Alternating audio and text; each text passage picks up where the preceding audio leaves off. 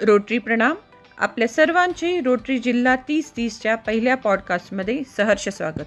आपण ऐकत आहात रोटरीचा इतिहास.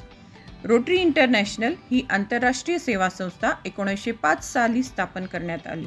या संस्थेचे उद्दिष्ट आहे विविध उद्योगधंदे व व्यावसायिकांना जागतिक स्तरावर एकत्र आणून मानवतावादी सेवा प्रदान करणे आणि त्यांच्यात सकारात्मक बदल घडवून आणणे. 119 वर्षाचे ऐतिहासिक वैभव लाभलेल्या या संस्थेचे 35,000 क्लबचे जागतिक नेटवर्क आहे. रोटरी हे नाव सभासदांच्या वेगवेगळ्या व्यवसायाच्या ठिकाणी रोटेशनमध्ये होणाऱ्या सभांवरून ठेवण्यात आले.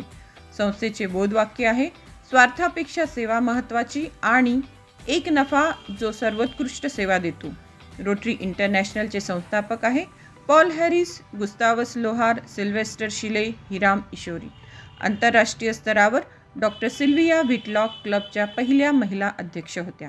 23 जून 1987 साली त्या रोटरी क्लबशी जोडल्या गेल्या. चला तर मग भेटूया पुढच्या पॉडकास्टमध्ये. त्यासाठी ऐकत रहा GML रागिनी.